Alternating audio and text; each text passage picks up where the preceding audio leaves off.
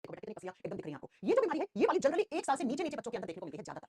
ज्यादातर जो मेलास्मस होता है वो 1 साल से नीचे बच्चों को देखने के अंदर मिलता है। क्या हो जाती है? हड्डियां पसलियां पतली हो जाती है, बच्चे की ग्रोथ ना के बराबर होती है, बालों की ग्रोथ नहीं हो पाती है क्योंकि मैंने आपको पढ़ाया था बालों की ग्रोथ अच्छी रखनी है तो प्रोटीन अच्छा खाना पड़ेगा, है ना? और साथ में आप बताओगे बेटा कि इस बच्चे के अंदर बहुत दिनों तक एकदम शरीर की जो ग्रोथ है वो 4-5 साल तक ना के बराबर होती है। बच्चे का वजन घटता जाता है, बालों की ग्रोथ नहीं होती है, बाल झड़ जाते हैं, बाल उगते हैं लेकिन वहीं पे वापस मुड़ जाते हैं, लंबाई नहीं बढ़ती है बालों की, हड्डी पसलियां पतली हो जाती है, एकदम कुपोषण का शिकार हो जाता है। तो आप ये बोलोगे कि भैया इसको कुछ खिलाया करो। तो बच्चे की मम्मी कहती है भैया हम तो खिलाते हैं, है ना? हम तो खिलाते हैं लेकिन उसको ये नहीं पता कि आप प्रोटीन रिच डाइट नहीं खिला रहे हो। तो ये बीमारियां आपको प्रोटीन की डेफिशिएंसी से बच्चों के अंदर देखने को मिलती है। कल मैंने आपको बताया था जनरली अडल्ट स्टेज में यानी हम जिस उम्र में हम लोग में प्रोटीन की कमी ना के बराबर होती है। क्यों? क्योंकि बेटा हम कुछ ना कुछ तो खा ही लेते हैं। लेकिन एक बच्चा तो सिर्फ दूध पी रहा है या दाल का पानी दे रहे हो, दाल के पानी में कोई न्यूट्रिशन नहीं होता, दाल के पानी में कोई प्रोटीन नहीं होता है, दाल खिलाओ बच्चे को। पानी जनरली देखते हैं लोग बच्चे को 6 महीने के बाद दाल का पानी देते हैं, पानी में कुछ नहीं होता है, दाल खिलाना चाहिए उसे, ठीक है? तो ये क्वाशियोटर, मेलास्मस, कचेक्सिया ये तीनों प्रोटीन की कमी से होने वाली बीमारी होती है, याद रखना है। अब अगला न्यूट्रिएंट स्टार्ट करना है जिसका नाम है फैट। फैट जिसको हम हिंदी में वसा कहते हैं। अच्छा बच्चों हम लोग फैट बोलते हैं, थोड़े से पढ़े लिखे लोग इसको क्या कहते हैं? लिपिड्स कह देते हैं। तो लिपिड्स किसका दूसरा नाम होता है? जनरली लिपिड्स को जो कॉमन लैंग्वेज में हम बोलते हैं साधारण भाषा में लिपिड्स का ही दूसरा नाम फैट होता है बेटा। तो फैट या लिपिड्स एक ही बात होती है। बहुत बार सुना होगा फलाना इंसान का फैट बढ़ गया है, उस इंसान को हार्ट अटैक आने के चांसेस बढ़ गए हैं, फलाना इंसान का फैट बढ़ गया तो डॉक्टर बोल रहा है कोलेस्ट्रॉल बढ़ गया है ना? कोलेस्ट्रॉल कम करो। ऐसी आपने बहुत सारी बातें सुनी होंगी। आज की क्लास में ये सब कुछ आपको क्लियर हो जाएगा। सबसे पहले फैट क्या होते हैं? फैट भी ऑर्गेनिक कंपाउंड्स होते हैं। These are also organic compounds. अब ऑर्गेनिक कंपाउंड्स का मतलब क्या होता है? ये भी कार्बनिक यौगिक होते हैं, इनमें भी कार्बन पाया जाता है। ये भी कार्बनिक यौगिक होते हैं, इनमें कार्बन प्रेजेंट होता है। मैम फैट जो है वो कंपाउंड है तो ये कौन-कौन से एलिमेंट से मिलकर बना हुआ होता है? जैसे हमने पढ़ा था कार्बोहाइड्रेट में कार्बन हाइड्रोजन ऑक्सीजन होता है, हमने पढ़ा प्रोटीन में कार्बन हाइड्रोजन ऑक्सीजन के साथ नाइट्रोजन जुड़ जाता है। ऐसे फैट में कौन-कौन से एलिमेंट्स होते हैं? तो फैट के अंदर कार्बन होता है, हाइड्रोजन होता है, ऑक्सीजन होता है, नाइट्रोजन होता है, साथ में फास्फोरस और सल्फर। ये सारे एलिमेंट्स फैट के अंदर होते हैं। इन सारे तत्वों से इन तत्वों के आपस में जुड़ने से एक ऑर्गेनिक कंपाउंड बनता है जिसको फैट या जिसको लिपिड्स कहते हो, ठीक है? लिपिड्स भी हमें एनर्जी देते हैं। These are also energy molecules. ये भी क्या होते हैं बेटा? ऊर्जा देने वाले अणु होते हैं। इनफैक्ट मैं आपको बता दूं सबसे ज्यादा एनर्जी फैट में होती है। 1 ग्राम फैट अगर आपने खाया है तो 1 ग्राम फैट के अंदर लगभग 9.1 से 9.3 कैलोरीज एनर्जी होती है बेटा। अब आप मुझे बताओ कि क्या फैट का 1 ग्राम मॉलिक्यूल कार्बोहाइड्रेट और प्रोटीन से जस्ट डबल एनर्जी नहीं दे रहा? जी हां मैम दे रहा है। फिर फैट खराब क्यों होती है? उसका आंसर आपको आज की क्लास में पता लगेगा। याद रखिएगा फैट कार्बोहाइड्रेट और प्रोटीन से ज्यादा एनर्जी देती हैं, लेकिन फिर भी फैट खराब होती है। क्यों होती है? वो आगे बताएंगे आपको। अगला पॉइंट जो फैट होती है बेटा ये वाटर में इनसॉल्युबल होता है। जैसे तेल और घी के अंदर क्या होता है? फैट की मात्रा ज्यादा होती है। जब आप तेल और घी को पानी के अंदर डालते हो तो वो सॉल्युबल नहीं होता है। क्यों? क्योंकि आप जानते हो these are insoluble in water. तो लिख दीजिए ये पानी में सॉल्युबल नहीं होते हैं, इनसॉल्युबल होते हैं। इनसॉल्युबल का मतलब होता है अघुलनशील है। पानी के अंदर फैट घुलती नहीं है, अघुलनशील होती है। फैट को अगर घोलना है तो आपको कुछ ऑर्गेनिक कंपाउंड्स लेने पड़ेंगे जैसे क्लोरोफॉर्म, बेंजीन, ईथर। इन सब के अंदर फैट या लिपिड्स डिसॉल्व हो जाती है बेटा। तो लिखेंगे पानी के अंदर नहीं घुलती है ये, हाइड्रोफोबिक होती है। हाइड्रोफोबिक का मतलब पानी से दूर भागना, है ना? तो लिखेंगे अगर फैट सॉल्युबल किसमें हो सकती है? तेल भी किसके अंदर घुल सकता है? ये घुलनशील किसके अंदर है? जैसे आपकी केमिस्ट्री पढ़ोगे जैसे क्लोरोफॉर्म। अभी क्लोरोफॉर्म क्या होता है वो यहां नहीं पढ़ेंगे। जैसे बेंजीन ये सारा आपने स्कूल में पढ़ा होगा। जैसे ईथर। इन सारे कंपाउंड्स के अंदर फैट जो होता है वो घुल जाता है। क्लोरोफॉर्म के अंदर घुलनशील है फैट और इसमें बेंजीन में घुल जाता है फैट और ईथर। ये सारे जो कंपाउंड्स होते हैं इनके अंदर फैट घुल जाता है। अब ये बात आती है कि ये जो फैट होती है इनके लिए अगर हम फैट खाएं तो उसके लिए क्या सोर्सेस हैं? हम क्या-क्या खाते हैं जिनसे हमें फैट मिलता है? फैट के सोर्सेस क्या हैं? मैं मेजर सोर्सेस लिख रही हूं। आप घी खाते होंगे, घी फैट का सोर्स होता है। आप कोई भी तेल खाते होंगे, सरसों का तेल, मूंगफली का तेल, जैतून का तेल, सूरजमुखी के बीज का तेल, कोई भी तेल खाते होंगे, बादाम का तेल, ऑलिव ऑयल, है ना? ठीक है? अगला सुनो, अगर आप खाते हैं बटर, मक्खन, मक्खन खा रहे हैं, मक्खन में फैट होता है। आप खा रहे हैं चीज, चीज जो वो पिज़्ज़ा सैंडविच के ऊपर लगी हुई आती है, अगर वो चीज खा रहे हैं उसके अंदर फैट होता है। आप कोई भी ऑयल खाते हैं बेटा, तेल कोई भी, आप सारे तेल लिख लेना, ठीक है? उसके अंदर फैट होता है। अगर आप मीट खा रहे हैं यानी मांस मछली खा रहे हैं, उसके अंदर फैट होता है। अगर आप फिश खा रहे हैं, मछली या मछली का तेल खा रहे हैं, तो उसके अंदर भी क्या होता है? फैट होता है बेटा। और इसके साथ जो लोग भी नॉन वेजिटेरियन लोग होते हैं, जो जितना भी चिकन, मीट, नॉन वेज में खाते हैं, उन सबके अंदर क्या होता है? फैट की मात्रा ज्यादा होती है। मीट के अंदर सबसे ज्यादा फैट की मात्रा ज्यादा होती है। जो लोग नॉन वेज खाते हैं उनके लिए मैं बता दूंगी चीज, ठीक है? तो तेल हो गया, घी हो गया, मक्खन हो गया और घी से बनने वाली जितनी भी चीजें होती हैं, मिठाइयां मिठाइयां घी से बनी हुई खा रहे हैं, उन सबके अंदर क्या होता है? फैट होता है बेटा। अंडे के अंदर भी फैट होता है। कल की क्लास याद करो बेटा, मैंने पढ़ाया था कि अंडे के सफेद वाले भाग में प्रोटीन की मात्रा ज्यादा होती है, अंदर की तरफ जो पीला वाला हिस्सा होता है जिसको एग योक बोलते हैं, उसके अंदर फैट की मात्रा ज्यादा होती है। और मैंने कहा था जो लोग हेल्थ कॉन्शियस लोग होते हैं वो लोग फैट वाला चीज खाते नहीं है अंडे की, है ना? तो ये सारे सोर्सेस होते हैं फैट के। अब बात करते हैं फैट की सबसे छोटी इकाई क्या होती है? Smallest unit of fat. जैसे हमने पढ़ा था प्रोटीन की सबसे छोटी इकाई किसको बोला था हमने? Amino acid. कार्बोहाइड्रेट की सबसे छोटी इकाई क्या थी? सैकेराइड। ऐसे ही फैट की सबसे छोटी इकाई को दो नाम से जानते हैं हम बोलते हैं फैट की सबसे छोटी इकाई को फैटी एसिड्स। किसके नाम से जानते हैं? फैटी एसिड्स के नाम से जानते हैं, वसीय अम्लों के नाम से जानते हैं। या आपको नोट्स में लिखा हुआ मिलेगा फैट की जो सबसे छोटी इकाई होती है उसको ट्राइग्लिसराइड कहते हैं। क्या कहते हैं बच्चों? ट्राइग्लिसराइड कहते हैं। अगर आपने अपने ब्लड रिपोर्ट कभी भी चेक करी होगी तो ब्लड रिपोर्ट्स में लिखा हुआ आता है ट्राइग्लिसराइड की मात्रा आपके शरीर के अंदर इतनी है और इतनी होनी चाहिए। और जब आपकी ये ट्राइग्लिसराइड की मात्रा बढ़ जाती है इसका मतलब हमारे बॉडी में फैट बढ़ जाता है। क्योंकि फैट की सबसे छोटी इकाई क्या है? फैटी एसिड्स या ट्राइग्लिसराइड। ग्लिसराइड की 3 यूनिट आपस में जुड़ती है तो उसको फैटी एसिड कहते हैं। और इन्हीं फैटी एसिड से मिलकर जब ये फैटी एसिड्स बहुत सारे आपस में जुड़ते हैं फैट का मॉलिक्यूल वसा का बड़ा सा अणु बनाते हैं, है ना? आगे बात समझ में? तो आपकी ब्लड रिपोर्ट्स में इसीलिए लिखा हुआ है कि ये ट्राइग्लिसराइड्स की मात्रा इतनी है। जब आपने अपने ब्लड की रिपोर्ट डॉक्टर को दिखाते हो तो अगर ट्राइग्लिसराइड्स बहुत ज्यादा बढ़े हुए होते हैं तो डॉक्टर कहते हैं भाई साहब आप घी तेल अपनी डाइट में कम करो क्योंकि आपकी बॉडी के अंदर ट्राइग्लिसराइड का अमाउंट बढ़ा हुआ है जिसकी वजह से आपका बैड कोलेस्ट्रॉल बढ़ रखा है और जब कोलेस्ट्रॉल बढ़ता है तो हार्ट से रिलेटेड बहुत सारी बीमारियां हो जाती हैं। आपका हार्ट अनहेल्दी हो जाता है। अनहेल्दी का मतलब है आपके हार्ट में प्रॉब्लम्स आना शुरू हो जाती हैं और एक समय ऐसा आता है कि आपको हार्ट अटैक आने के चांसेस बढ़ जाते हैं। तो फैट की सबसे छोटी इकाई क्या होगी समझ में आ गया? जी हां मैम। अब मैं आपसे पूछूं कि बेटा फैट क्या-क्या काम करता है हमारी बॉडी में? हमें खाना भी पड़ता है फैट, है ना? ऐसा थोड़ी ना कि नहीं खाना पड़ता है। फैट खाना भी जरूरी है। तो सुनिए जरा फैट क्या-क्या काम करता है? इस वसा के काम क्या है हमारी बॉडी में? फंक्शंस क्या क्या काम करता है फैट में? क्यों खाते हैं हम फैट? जब फैट कोलेस्ट्रॉल बढ़ाता है और कोलेस्ट्रॉल बढ़ने से हार्ट अटैक आता है तो फिर फैट खाते क्यों हैं? बेटा कुछ काम होंगे, कुछ अच्छे काम होंगे, कुछ खराब काम होंगे, है ना? तो क्यों खाते हैं? क्योंकि पहला पॉइंट तो आपको पता ही है, ये एनर्जी देते हैं। भाई ये ऊर्जा देंगे, ये एनर्जी देते हैं। फैट खाओगे तो फैट डाइजेस्टिव सिस्टम के पास जाएगा, डाइजेस्टिव सिस्टम उसको पचा देगा, पचने के बाद उसे एनर्जी निकलेगी। और आपके मैम ने आपको भी बताया कि 1 ग्राम फैट में तो कार्बोहाइड्रेट और प्रोटीन से दूर ही एनर्जी होती है ना? तो पहला काम एनर्जी देंगे, ठीक है। दूसरा काम क्या करते हैं बेटा? आप मुझे एक बात बताओ, ये हमारी स्किन है? स्किन है? जी हां मैम। मैं स्किन के ऊपर 1 लीटर पानी डालती हूं तो क्या मेरी त्वचा पानी का अवशोषण कर पाती है? नहीं, क्योंकि हमारी स्किन क्या होती है? वाटरप्रूफ होती है बेटा। अब वाटरप्रूफ कौन बनाता है? अभी मैंने आपको पढ़ाया कि जो फैट होती है वो पानी के अंदर घुलती नहीं है, पानी से दूर भागती है। तो हमारी जो त्वचा होती है, इस त्वचा के अंदर जो सेल्स होती है, उन सेल्स के बाहर जो मेम्ब्रेन होती है, जिसको हम सेल मेम्ब्रेन कहते हैं, कोशिका झिल्ली कहते हैं, वो फोस्फोलिपिड्स, लिपिड्स की बनी हुई होती है। और वही जो लिपिड्स होते हैं, वो हमारी स्किन को, हमारी त्वचा को वाटरप्रूफिंग देते हैं बेटा। पानी के अवशोषण से बचाते हैं, पानी से दूर भागता है वो। तो हमारी जो स्किन है ना, ये वाटरप्रूफिंग किसकी वजह से है? लिपिड्स की वजह से है बेटा। ठीक है? तो दूसरा लिखो, ये हमारी स्किन को वाटरप्रूफिंग बनाते हैं। अब इंग्लिश में लिख लेना अपने आप, ठीक है? हिंदी में भी देखो, मैं पूरा एकदम ऐसे लिखवा देती हूं, बाकी आप अपने हिसाब से लिखना। स्किन को वाटरप्रूफिंग बनाते हैं बेटा। वाटर प्रूफिंग बनाते हैं ये। हमारी जो स्किन है वो वाटर प्रूफ है, वो किसकी देन है? वो लिपिड्स की, वो फैट की देन है बेटा। अगला पॉइंट क्या करता है ये फैट? ये जो फैट होते हैं ना, ये हमारी बॉडी में जाके कोलेस्ट्रॉल बनाने का काम करते हैं। अब आपको अगर कोलेस्ट्रॉल क्या होता है तो रुकिए थोड़ा, अभी फिलहाल लिख लीजिए, बहुत डिटेल में पढ़ाएंगे आपको कोलेस्ट्रॉल। नेक्स्ट लिखिए, इट इज हेल्पफुल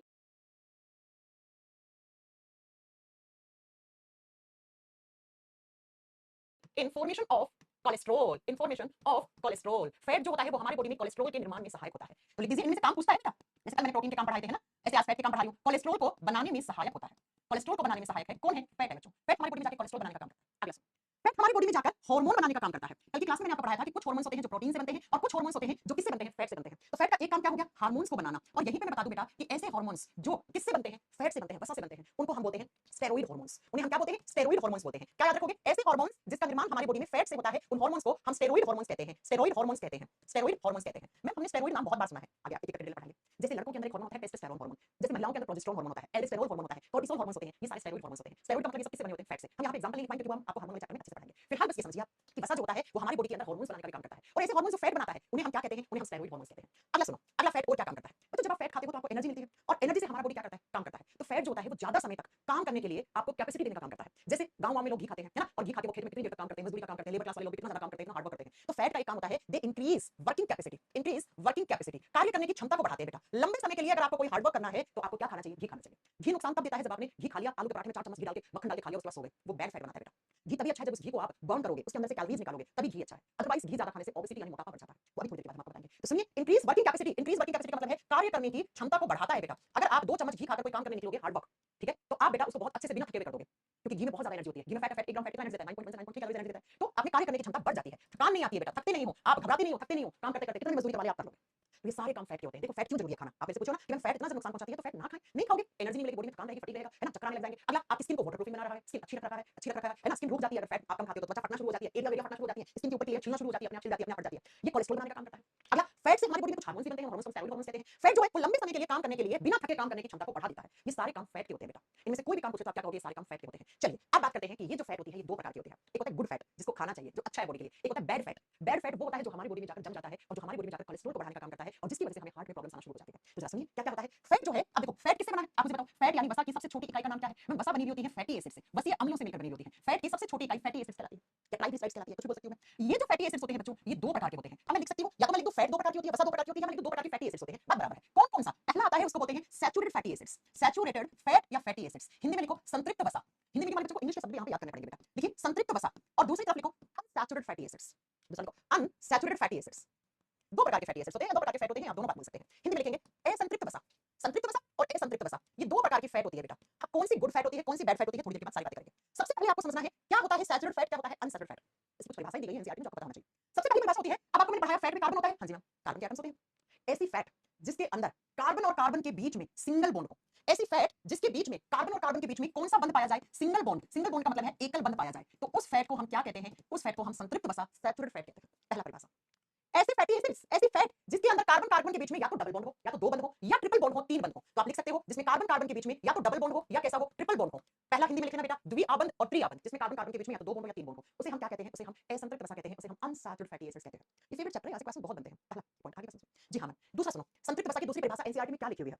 ऐसी फैट जिसको आप टेम्परेचर बढ़ाते हो, टेम्परेचर का मतलब तापमान, जिस वसा को आप तापमान इंक्रीज कर दो, बढ़ा दो, तो बेटा जो फैट इंक्रीज करने पे टेम्परेचर लिक्विड स्टेट में आ जाए, लिक्विड का मतलब होता है वो अपनी तरल अवस्था में आ जाए, और जिसके टेम्परेचर को आप डिक्रीज कर दो, तापमान कम करके रख दो आप, जैसे फ्रिज में टेम्परेचर कम होता है ना, तो तापमान आप अगर कम कर दो तो बेटा वो जम जाती है, वो सॉलिड स्टेट में आ जाती है, वो ठोस अवस्था में आ जाती है, तो उस फैट को हम सैचुरेटेड फैटी एसिड या सैचुरेटेड फैट कहते हैं, उसे संतृप्त वसा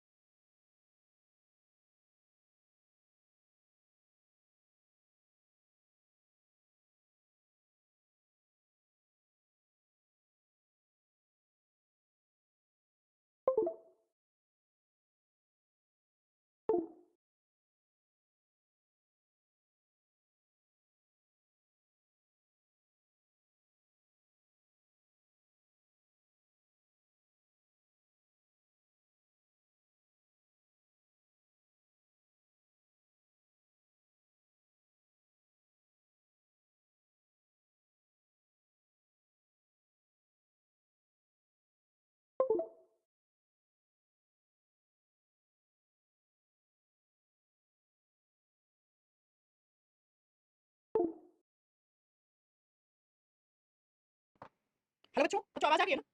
कैसा प्रॉब्लम हुआ है? ऑटोमेटिक ऑफ हो गया माइक। हाँ जी, अभी साउंड आ रही है ना? हाँ, नहीं कुछ दिख नहीं रहा है। दिख तो एकदम क्लियर रहा है बेटा। हाँ जी, साउंड आ रही है ना?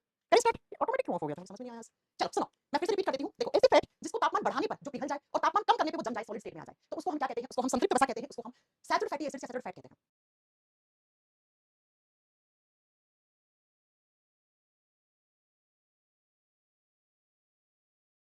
और ऐसी फैट जिसको हम चाहे फ्रिज में रख दें चाहे धूप में रख दें, हमेशा और हमेशा जो तरल अवस्था में रहे, जो लिक्विड स्टेट में रहे, उसको हम असंतृप्त वसा कहते हैं, उसको हम अनसैचुरेटेड फैटी एसिड्स कहते हैं। जैसे सरसों का तेल होता है, सरसों के तेल को आप धूप में रखो, सरसों के तेल को आप फ्रिज में रखो, तो बेटा वो जो है वो हमेशा और हमेशा लिक्विड स्टेट में रहता है।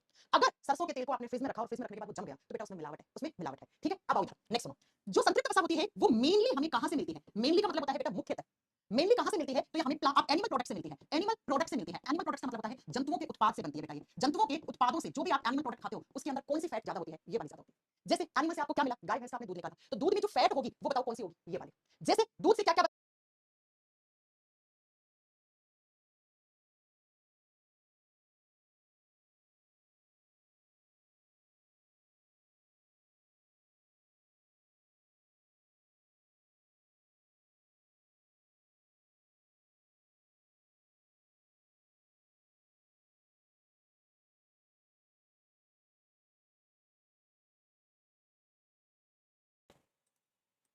हाँ जी, आवाज आ रही है ना? अभी आई, मैंने माइक चेंज कर लिया। प्रॉब्लम नहीं आई, मैंने माइक चेंज कर लिया। बस मुझे बता दो कि आवाज क्लियर है ना? तो मैं स्टार्ट करूंगा आगे, है ना? उसकी बैटरी लो होगी, मैंने माइक चेंज कर दिया इस बार। अब क्लियर है ना? स्टार्ट करूं वापस? मैंने एक डाउट क्लास ले लो, बिल्कुल ले लेंगे बेटा, बिल्कुल ले लेंगे। क्या अभी आवाज आ रही है?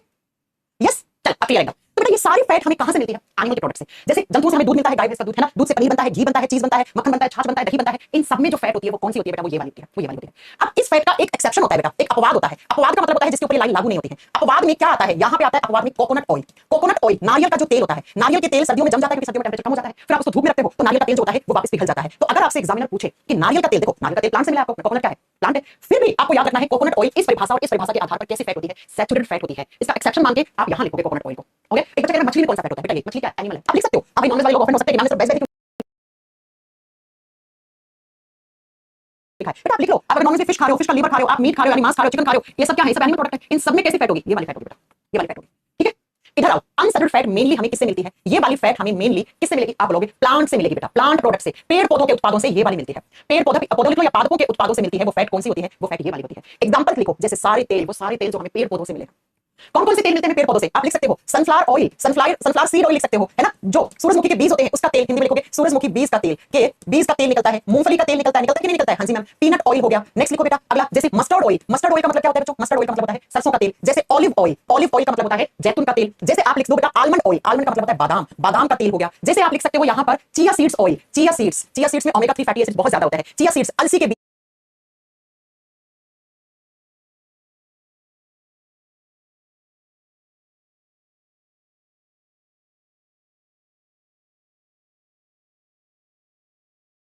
बोलते हैं, उनका तेल निकलता है। अलसी के बीजों का तेल। ये सारे जो तेल होते हैं ना बेटा, इन सब में कैसी फैट होती है? इन सब में अनसैचुरेटेड फैट होती है। ठीक है, क्या मेरी बात समझ में आई?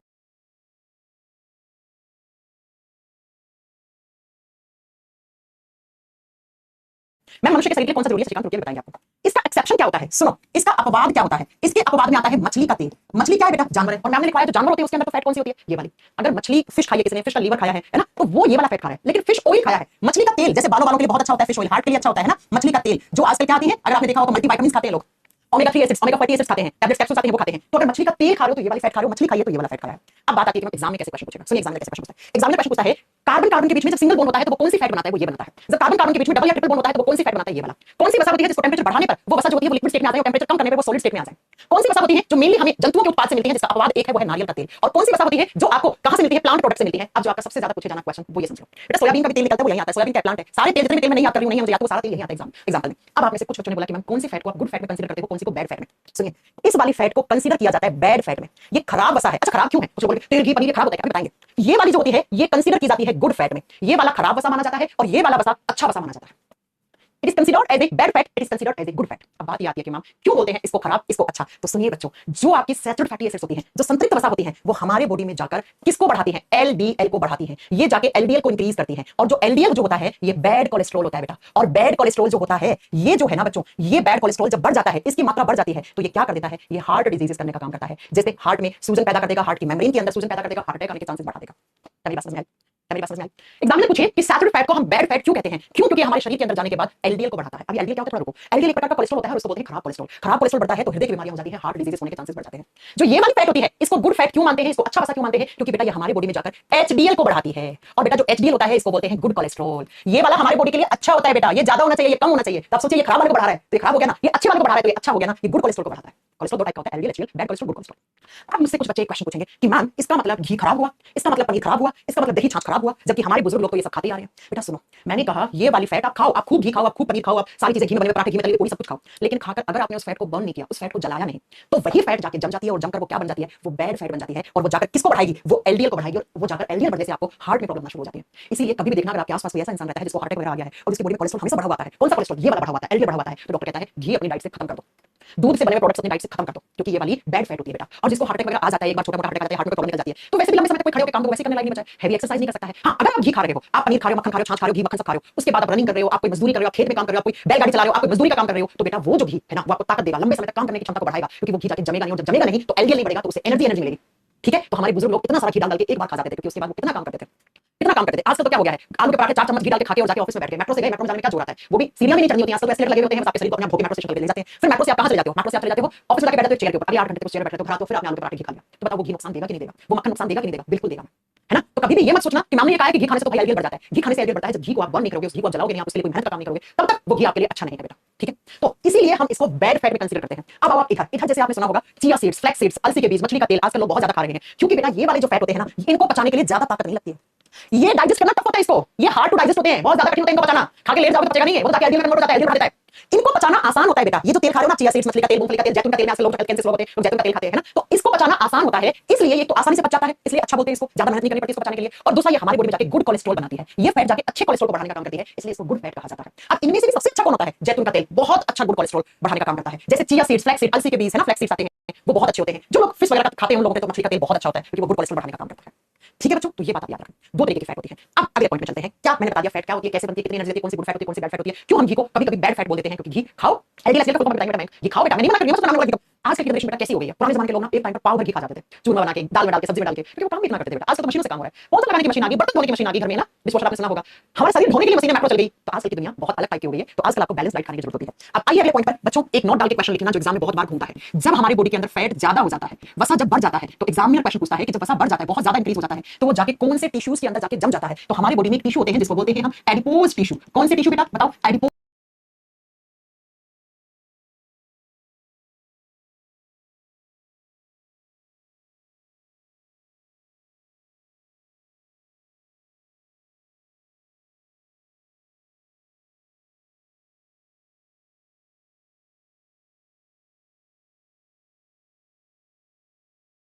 एडिपोज कब तक होते हैं? इसके अंदर जाके फैट क्या होता है? स्टोर हो जाता है, जम जाता है, फैट का इसके अंदर जमाव हो जाता है बेटा। तो जहां जहां एडिपोज टिश्यू होंगे वहां वहां फैट आके जम जाता है बच्चों। तो एग्जाम में क्वेश्चन आता है एडिपोज टिश्यू में कौन स्टोर होता है फैट? एग्जाम में क्वेश्चन आता है फैट ज्यादा होता है तो कौन से प्रकार के टिश्यूज, कौन से प्रकार के ऊतकों में जाके जम जाता है? तो आंसर क्या होगा? Adipose tissue.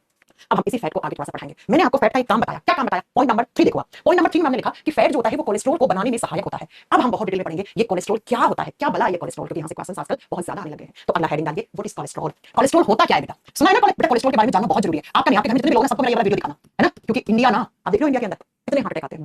अभी कल परसों में देख रही थी, मध्य प्रदेश में एक लड़की थी 12वीं क्लास की, उसको हार्ट अटैक आ गया, हार्ट अटैक से डेथ हो गई। 22 साल का लड़का डांस कर रहा था अपनी शादी में दुल्हन नाचा था, नाचते नाचते हार्ट अटैक आ गया। जिम में एक लड़का जिम कर रहा था, जिम करते करते हार्ट अटैक आ गया, है ना। देखा होगा आपने बहुत सारी चीजें सुनते हैं आजकल, 12 साल के बच्चे को हार्ट अटैक आ गया,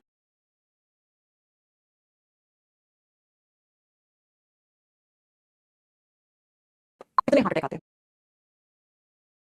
अभी कल या परसों में देख रही थी, मध्य प्रदेश में एक लड़की थी 12वीं क्लास की, उसको हार्ट अटैक आ गया, हार्ट अटैक से डेथ हो गई। 22 साल का लड़का डांस कर रहा था अपनी शादी में दुल्हन नाचता नाचते नाचते हार्ट अटैक आ गया। जिम में एक लड़का जिम कर रहा था, जिम करते करते हार्ट अटैक आ गया, है ना। देखा होगा आपने बहुत सारी चीजें सुनते हैं आजकल, 12 साल के बच्चे को हार्ट अटैक आ गया। पुराने जमाने में हार्ट अटैक आता था 60-65 साल के बाद, चलो बूढ़ा है, हार्ट कमजोर हो गया, झेल नहीं पाया, है ना। आजकल बेटा 12 साल के बच्चे को हार्ट अटैक, 15 साल के बच्चे को हार्ट अटैक, अंकल जी डांस करते करते हार्ट अटैक, है ना। ऑफिस में चेयर बैठा एक बंदा लैपटॉप खोल के हार्ट अटैक चल गया। ऐसे इंडिया में हार्ट अटैक का रेशो बहुत बढ़ गया पिछले 7-8 साल से। अभी आपने सुना था एक एक्ट्रेस थी सफारी जरीवाला, है ना, उनकी भी डेथ हुई थी अभी कार्डियक अरेस्ट से। बेटा एक हार्ट अटैक होता है, कार्डियक अरेस्ट, दोनों बात हम आपको बताएंगे क्या होता है। तो जो कल आज तो नहीं पढ़ा पाऊंगी, कोशिश पढ़ाने पूरा एक क्लास लगेगा, 40 मिनट लगेगा, लेकिन ये जो कल की क्लास है ना मेडिकल वाली, वो आपको भी देखना है, आपके घर में आपके माता पिता, दादा दादी, नाना नानी जो भी है, भाई बहन, उन सबको आपको मेरी क्लास दिखानी है, क्योंकि इस क्लास से उन बच्चों को, उन लोगों को पता लगेगा कि कोलेस्ट्रॉल होता क्या है, कौन सा कोलेस्ट्रॉल ज्यादा होना चाहिए, कौन सा कोलेस्ट्रॉल कम होना चाहिए, क्या खाएं हम, और खराब कोलेस्ट्रॉल बढ़े ना और अच्छा कोलेस्ट्रॉल जो है उसकी कमी ना हो शरीर के अंदर, तो हमें हमारी लाइफ में क्या बदलाव करने की जरूरत है। तो बेटा कल की क्लास मेरी आप अपने घर में सबको दिखाइएगा, कल नहीं बाद में कभी दिखा देना, क्योंकि मैं गारंटी के साथ कह सकती हूं कल की मेरी क्लास 30-35 मिनट की आप लोगों ने स्टार्टिंग अपने घर में सबको दिखाई तो उनको बहुत अच्छी नॉलेज मिलेगी। वो नॉलेज लेकर वो डॉक्टर से बच सकते हैं, क्योंकि इतना नॉलेज आपको डॉक्टर भी नहीं देगा। अगर डॉक्टर आपको इतना पढ़ा देगा, इतना बता देगा, तो फिर डॉक्टर को भी धंधा कैसे चलेगा। ठीक है बच्चों, ओके। मैम हमको भी 2 बार हार्ट अटैक आ चुका है, भाई साहब कौन हो आप? आदर्श जी, हाँ 2 बार हार्ट अटैक, कितनी उम्र में आ गया? ठीक है बच्चों, तो कल मिलेंगे हम आपसे कोलेस्ट्रॉल पढ़ाएंगे, बीएमआई पढ़ाएंगे कल की क्लास में, कल अपना फैट वाला पार्ट खत्म हो जाएगा, परसों हम विटामिन शुरू करेंगे, 2 क्लास में विटामिन खत्म हो जाएंगे, आपका चैप्टर फिनिश, आपका चैप्टर फिनिश। मोहित कुमार कह रहे 11 से लेकर एमएससी फाइनल तक। अच्छा आपने एमएससी किया हुआ, तुम्हारा पढ़ा हुआ कोलेस्ट्रॉल वगैरह के बारे में, बिल्कुल सही बात है। मैं समोसा खा के आलू बेंडा जैसा हो गया हूं। समोसा में समोसा में क्या अच्छा हो सकता है बेटा? आलू भरते आलू में स्टार्च होता है, मैंने पढ़ा है स्टार्च कॉम्प्लेक्स कार्बोहाइड्रेट का। समोसे को तेल में निकालते हैं, 5 बार वही तेल काम में लेते हैं, तो कौन सा अच्छा होता है? ठीक है बच्चों, समोसा खा के आप आलू बोंडे जैसे हो जाओगे आप। वैभव कह रहे हैं ना। चलो कल की क्लास में मिलेंगे हम।